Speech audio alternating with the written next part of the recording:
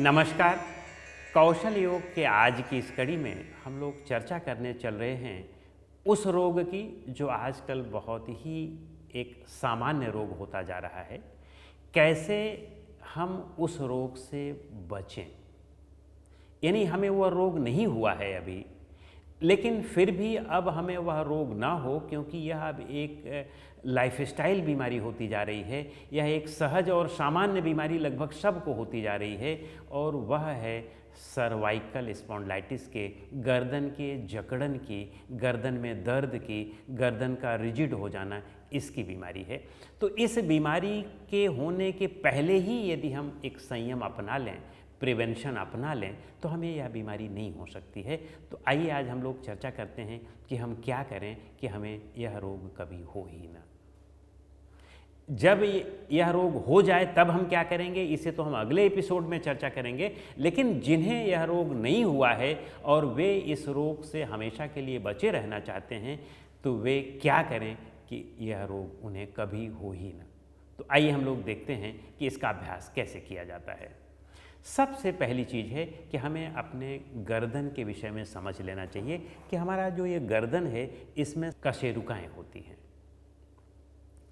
इन सातों कशेरुकाओं में डिस्क होती हैं, बीच में वे डिस्क से जुड़े होते हैं। जब हम टेढ़े होकर के बैठते हैं या हम कंप्यूटर पर काम करते हैं तो टेढ़े होकर के इस तरह से काम करते हैं, या कुर्सी पर हम ज़्यादा देर बैठें तो हमें टेबल पर टेढ़े होकर के काम करना पड़ता है। तो उस स्थिति में इसके होने की संभावनाएं 100% बढ़ जाती हैं।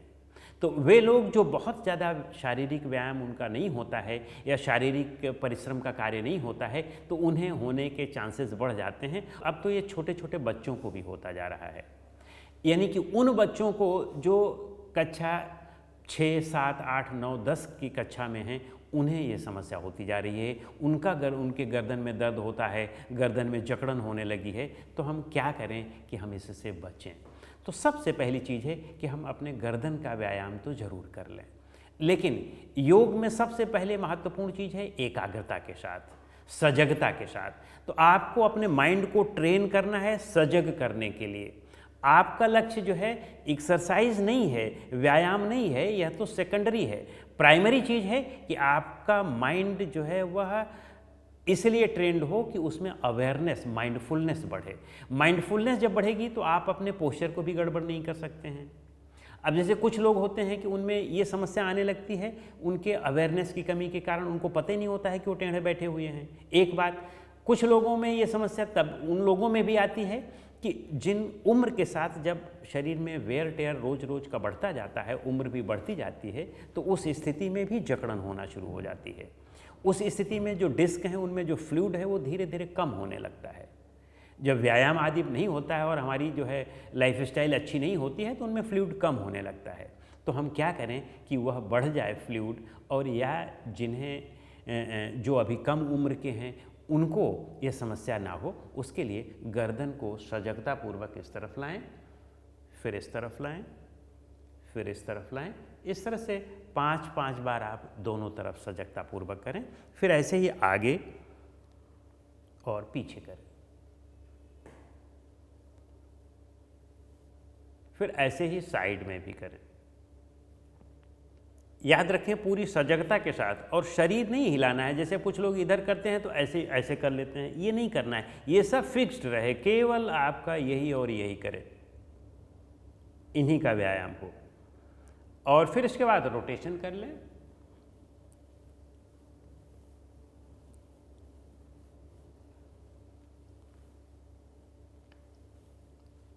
आठ 10 बार क्लॉकवाइज, 8-10 बार एंटी क्लॉकवाइज इसको कर लें। फिर इसको करने के बाद आप अपने हाथ का व्यायाम करें। दोनों हाथ की मुट्ठियों को इस तरह से बंद करें और खोलें अच्छे प्रेशर के साथ, कि ताकि आपके हाथों का भी व्यायाम हो जाए। और यह कंप्यूटर के लिए तो आपको फ़ायदा करेगा ही, कंप्यूटर पर आप बैठते हैं तो आपकी उंगलियों के लिए तो फ़ायदा करेगा ही, यह आपके कंधों के लिए भी फ़ायदा करेगा, क्योंकि ये सब एक दूसरे से जुड़े हैं। तो इस तरह से ऐसे करें, फिर उंगलियों का करें, फिर आप कलाइयों का करें, फिर आप एल्बो जॉइंट का कर लें पूरी एकाग्रता के साथ। फिर आप इस तरह से कंधे को घुमा लें,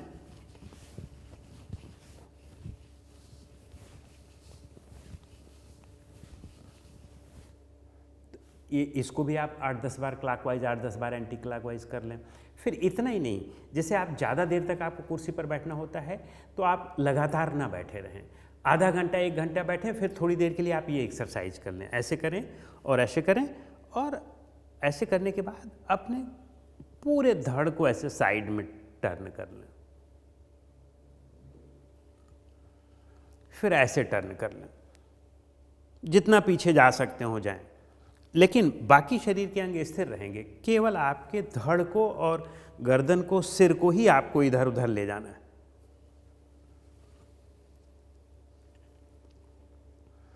फिर इसके बाद आप अपने एल्बो को इस तरह से, जो हमारा जैसे ये दाहिना एल्बो है, दाहिनी कुहनी है, इस दाहिनी कुहनी को बाएं पैर के घुटने से इस तरह से टच करें।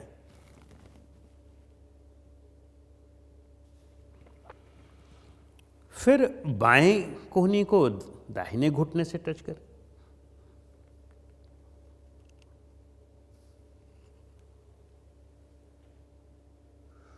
इस तरह से आपने कर लिया। फिर इसके बाद अपने दोनों हाथ की हथेलियों को इस तरह से पीछे लाएं, ऐसे ले आएं और आगे की ओर झुकें और हाथ को ऊपर की ओर करें।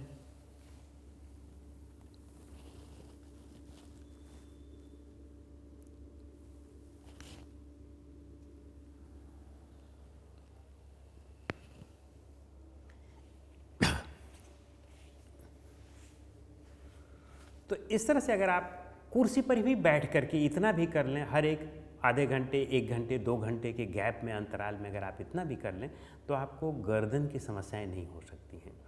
लेकिन यदि आप घर पर करना चाहते हैं तो घर पर थोड़ा सा और कुछ 2-1 क्रियाएं हैं, उनका भी अभ्यास आपको करना चाहिए। उत्थित पद्मासन करें। उत्थित पद्मासन में सबसे पहले पद्मासन पर बैठ जाएं इस तरह से, और पद्मासन पर बैठ करके दोनों हाथ की हथेलियों को ऐसे साइड में रखें और फिर इनके आधार पर आप अपने शरीर को ऊपर की ओर इस तरह से उठाएं।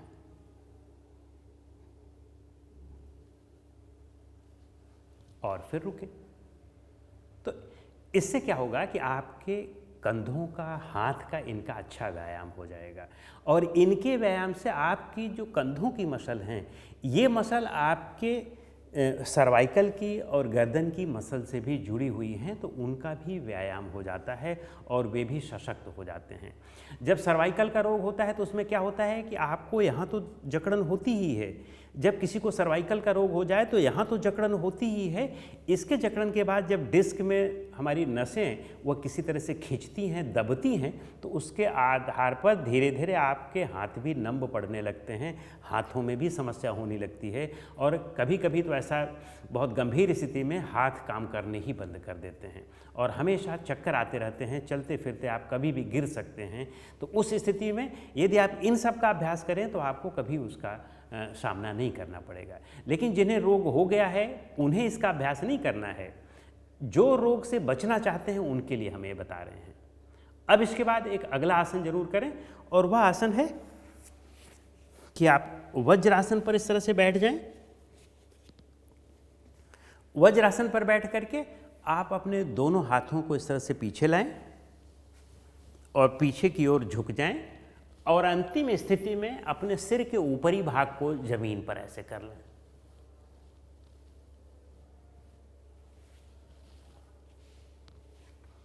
आपका ये भाग पूरा ऊपर उठा रहेगा।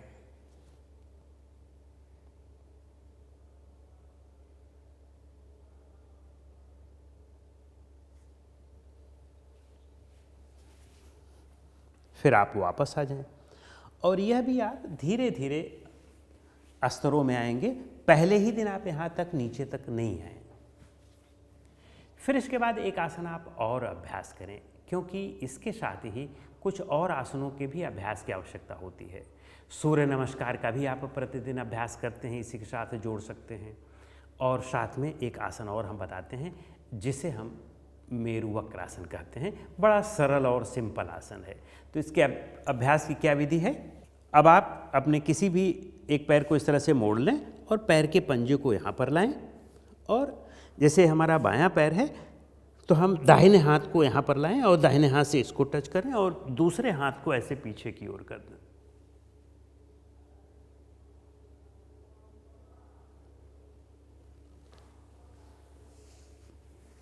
और इसी तरह दूसरे पैर से।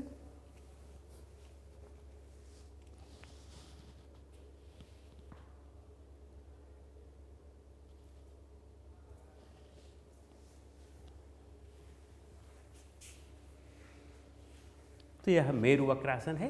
तो यदि आप इन आसनों का अभ्यास नियमित रूप से करते हैं तो निश्चित रूप से जान लें कि आपको सर्वाइकल स्पॉन्डिलाइटिस या गर्दन में दर्द, गर्दन में जकड़न, गर्दन में कोई समस्या, इनके आने की संभावना ही नहीं होगी।